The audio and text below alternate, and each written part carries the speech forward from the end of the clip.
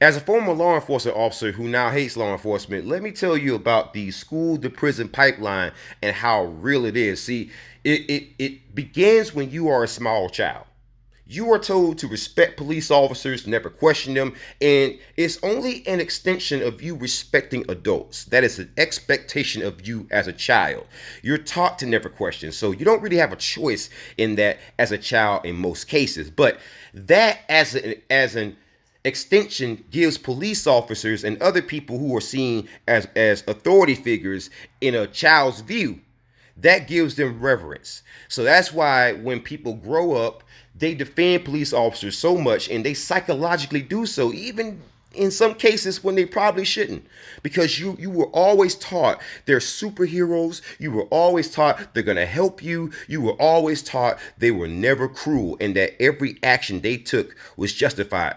And this is the main reason why juries, when people go on for jury duty, this is why the juries listen to police officers so much, even though police officers are human beings like everybody else and can also lie. That's why you get so much reverence, because that reverence is taught from childhood. And even when you look at schools, right, the way that the average high school, for example, is designed. I'm in a very unique position to give you this perspective, because I used to work corrections, and I worked juvenile corrections, but I also worked adult corrections, and I drove from South Carolina to Washington State. It's a pretty far drive.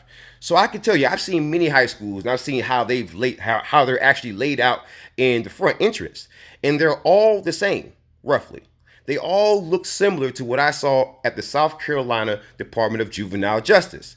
They're all designed the same, and people, they simplify it. They're like, well, the reason why they're designed like that is because they want the kids to be depressed, and they want them to go out and commit crimes.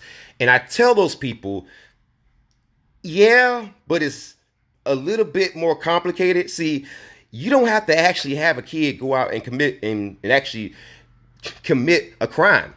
You could just frame them. Happens all the time. No, the point of having both environments look so similar is to make the transition seamless. Make it seem like, hey, you were always home, so welcome home. See, that's how sinister this gets. And when you think of it like that, you begin to wonder, then what's the point? The point is free labor. It never ended. Slavery never ended in this country, and it extends to juvenile justice.